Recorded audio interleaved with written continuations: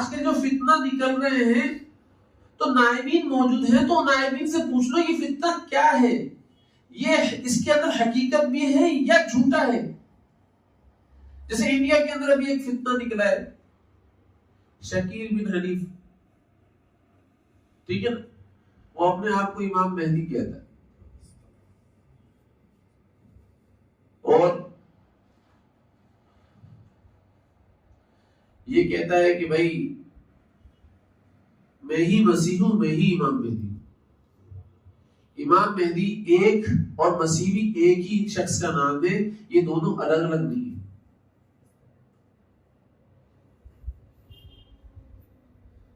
क्या नाम है इसका? शकील बिन। हालांकि आपको और मुझको ये मालूम होना चाहिए, देखो इमाम मेहदी के बारे में थोड़ा सा मालूम होना चाहिए। क्या? कि जब इमाम मेहदी निकलेंगे, एक तो मदीने के अंदर पैदा होंगे, मदीना शरीफ के अंदर पैदा होंगे, ठीक है ना, उनकी पैदाइश मदीना शरीफ की होगी। और जब वो ज़हूर पजीर होंगे तो उनकी उम्र 40 साल होगी। और शाम की जो 40 अब्दाल हैं, शाम के 40 अब्दाल उनको पहचानेंगे सबसे पहले। शाम के 40 अब्दाल उनके हाथ के ऊपर बैठ करेंगे।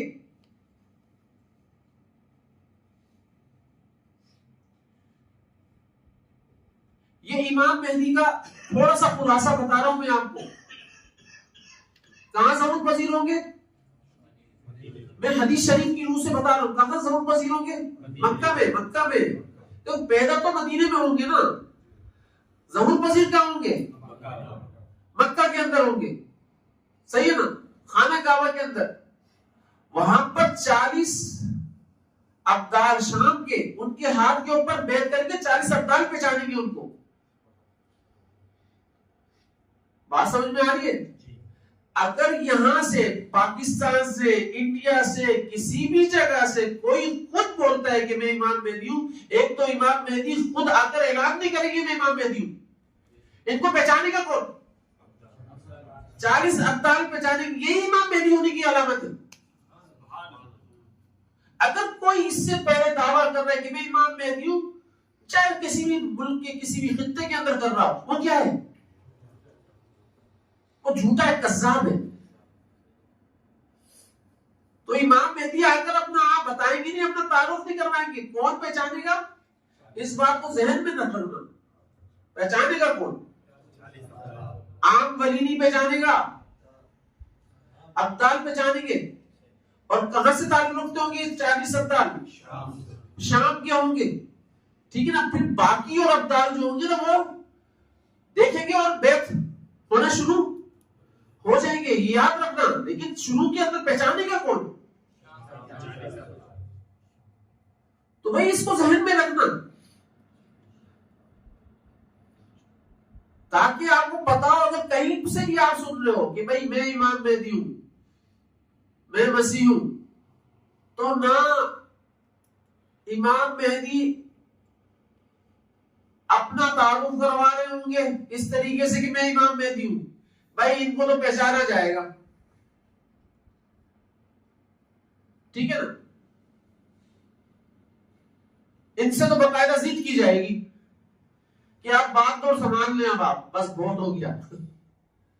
अब मुसलमान बड़े जिल्लत को ख्वारी और रुसवाई का शिकार हो चुके हैं, अब आ जाए, अब आप इमामत संभाल लें। 9 साल, 40 साल के बाद 49 साल तक, ये 9 साल है जिनमें ये 60 साल तक खूब मेहनत करेंगे। और 2 साल के बाद ये हजरत ईसा अलैहिस्सलाम की नियाबत, 2 साल नियाबत में होंगे हजरत ईसा अलैहिस्सलाम की। 47 साल तक ये खूब मेहनत कर रहे होंगे। और 2 साल के अरसे के अंदर ये किसकी नियाबत में होंगे? हजरत ईसा अलैहिस्सलाम की नियाबत में होंगे। फिर 49 साल की उम्र के अंदर इनका इंतकाल हो जाएगा। 49 साल की उम्र में इनका इंतकाल हो जाएगा। और बैतुल मुकद्दस के अंदर इनको दफना दिया जाएगा। ये थोड़ा सा मुख्तसर सा हाल। इस वजह से गुमराह होने की किसी सूरत भी इस वक्त जरूरत नहीं है, हमें थोड़ा सा मालूम होना चाहिए। इमाम मेहदी के ऊपर अगर मैं बात करूं तो बहुत सारी बातें हो सकती हैं, ठीक है ना। हज़रत ईसा अलैहिस्सलाम के ऊपर बात करूं तो बहुत सारी बातें हो सकती हैं। इमाम मेहदी का नाम क्या है, असल नाम क्या है? मोहम्मद बिन अब्दुल्ला, ये इमाम मेहदी का नाम है। हजरत फातिमा रजी अल्लाह तआला अन्हा की औलाद में सुन, हजरत फातिमा रजी अल्लाह तआला अन्हा की औलाद में सुन,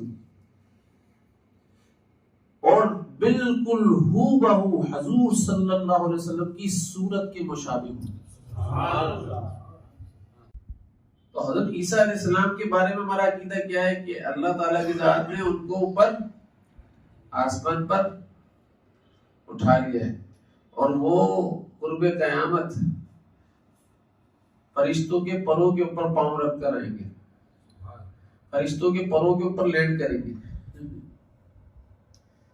ठीक है ना। तो लिहाजा दज्जाल से उनका मुकाबला होगा, और मकाम लुत के मकाम पर दज्जाल को ये कत्ल करेंगे। आज मौजूदा कहते हैं, मौजूदा दौर के अंदर मकाम लुत कहां पर है? ये इसराइल के अंदर है। इसराइल की एयर बेस है ना, एयर बेस को ही मकाम लुत कहते हैं, ठीक है ना। तो लिहाजा ये वहां पर मौजूद, वहां पर इसको कत्ल किया जाए। आप देख लो यहूदी लोग जो है, उन्होंने मवासलाती एक निजाम खला के अंदर छोड़ दिया, ठीक है ना। कहने वाले ये भी कहते हैं, बातिल लोग ये भी कहते हैं कि ये दज्जाल की तीसरी आंख है, ये दज्जाल की आंख है, इसी को काना, क्योंकि ये आंख सबको देख रही है, मोबाइल की एप्स भी चल रही है तो इसी आंख के जरिए से चल रही है। मोबाइल के अंदर कौन क्या यूज कर रहा है सब ये देख रहा है, किसी जगह क्या हो रहा है सब ये देख रहा है। तो ये क्या है? हालांकि हमारा अकीदा ये नहीं दज्जाल है भाई, उसकी अभी आंख, ये सारा उसके अंदर से निकलने वाले फितना है जो टेक्नोलॉजी की सूरत में हम पर सब पर सवार हो गए, सवार कर दिए गए। और ये जो लोग हैं ना, जो उठते हैं, जो अपने आप को इमाम मेहदी कहते हैं या मसीह कहते हैं, हजरत ईसा अलैहिस्सलाम कहते हैं अपने आप को, ये सारे फितना छोड़े हुए होते हैं इन लोगों की, ताकि मुसलमान माशरे के अंदर प्रोमोट करें, और मुसलमान माशरे के अंदर प्रोमोट करने के अंदर मुसलमान माशरे को तहस से तहस करें, और ईमान वालों के दिलों के अंदर अफरा तफरी और इंतशार मचाए। आप देख रहे हैं ये शकील बिन हनीफ, ये इंडिया के अंदर निकला है, और एक फितना बहुत बड़ा जो अपने आप को इमाम मेहदी कह रहा है, इसके हाथों के ऊपर 10,000 मुसलमान खानदान बैत हो चुके,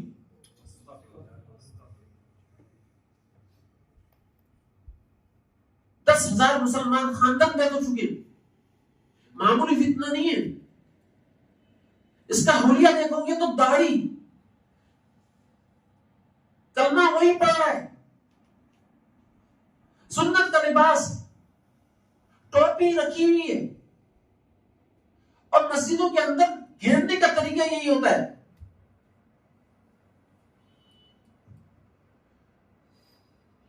कुछ लोगों को घेर लिया जाता है, उनसे बात की जाती है, वो अगर इनके अकीदे के कायल होते हैं, कायल हो जाते हैं, हाँ भाई हमारे को तो मिंबर से उलमा हज़रात ने कभी ये बात बताई नहीं, तो भाई एक बात तो ये कहना ही बंद कर दो, हमारे को मिंबर से उलमा हज़रात ने ये बात नहीं बताई। उलमा हज़रात जो लोग होते हैं ना, उनकी इस्तिताअत के मुताबिक बात कर रहे होते हैं। हर बात आपको बतानी जरूरी है क्या? इल्मी हर बात आपके अंदर लाना जरूरी है क्या? ये वाली बात कहना ही बंद कर दो, ये बातिल लोगों की बातें हैं। कि भाई हमारे को मिंबर से तो बताया ही नहीं गया, हमने मिंबर से ही बातें सुनी नहीं करो, ये वाली बातें बिल्कुल नहीं करो, अपने अंदर से निकाल कर बाहर फेंको। क्योंकि ये वाली बातें जो कर रहे हैं ना, वो शिकार ऐसे लोगों के ज्यादा हो रहे हैं। तो ये बातें जब वो करते हैं तो बोलते हैं अच्छा आपने मुझसे नहीं, अच्छा अगर आपने मजीद सुनना है, आए हमारा को फला जगह हमारा जो मुकाम है हेडक्वार्टर होकर लेकर चलते हैं, आप वहां पर रुके, खाना भी मिलेगा, रिहाइश भी मिलेगी, सारी चीजें मिलेंगी, फैसिलिटीज भी मिलेगी, आओ वहां पर रहो हमारे साथ और मामला सीखो, जानो भाई हम बहुत बड़े धोखे में चल रहे हैं, ये बोलते हो लोग। तो इस वक्त बहुत जबरदस्त चैलेंजेस का सामना है, मैं हमको बता नहीं सकता हूं।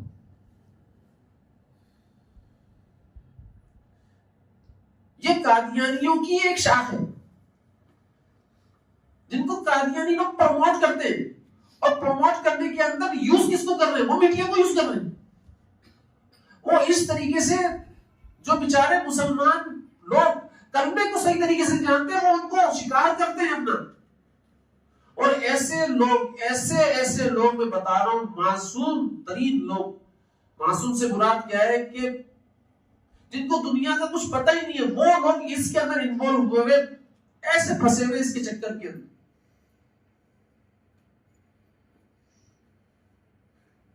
तो भाई इस फितने के बारे में पाकिस्तान वालों को भी जानना जरूरी है ना, क्योंकि इसकी शाखें तो पाकिस्तान में भी आ सकती हैं, कभी भी किसी वक्त कहीं पर भी जा सकती है, तो पता होना जरूरी है। इसलिए याद रखना कि इमाम मेहदी एक तो खुद आकर भी ऐलान नहीं करेंगे मैं इमाम मेहदी हूं, समझ रहे हो मेरी बात को। और ईसा अलैहिस्सलाम कहां से आएंगे, ईसा अलैहिस्सलाम 2 परों पर, फरिश्तों के 2 परों पर सवार होकर आएंगे, लैंडिंग होगी उनकी। तो कोई ऐसा बंदा आपको नजर आया, सब लोग देख भी रहे होंगे, कोई ऐसा बंदा नजर आया आपको, कोई ईसा अलैहिस्सलाम का दावा करता है तो कोई इमाम मेहदी का दावा करता है। तो भाई ये सारे जो लोग दावा करने कौन है, कज़्ज़ाब इस उम्मत के झूठे लोग। और फिर इसको तशहीर कौन करता है, फैलाता कौन है, मीडिया। मीडिया के ऊपर हुक्मरानी किसकी चल रही है, काफिरों की चल रही है ना। वो काफिर लोग जैसा चाहते हैं वैसा प्रमोट कर रहे होते हैं। यकीन जानो ये खबरें इतनी तेजी से फैलती हैं कि आपकी दीन की बात इतनी तेजी से नहीं फैलती। आप अकीदा तौहीद के ऊपर बात कर रहे हो, नहीं फैलेगी आपकी अकीदा तौहीद के ऊपर बात इतनी तेजी के साथ जितनी ये खबर तेजी के साथ फैलती। क्यों? क्योंकि इसके ऊपर काफिर काम कर रहे, भरपूर अंदाज में कर रहे। तो भाई मुसलमानों के अंदर भी काम होना चाहिए ना, मुसलमान भाइयों को भी समझाना चाहिए, उनको भी अवेयरनेस देना चाहिए ना, उनको भी मालूमात फराहम करना चाहिए कि भाई इन फितनों से बचने के लिए तैयारी करो और आसपास गाड़ी और नबवी नजर रखो, सहाबा किराम रिज़वानुल्लाहि अलैहिम वाली नजर रखो, फितनों को उछलने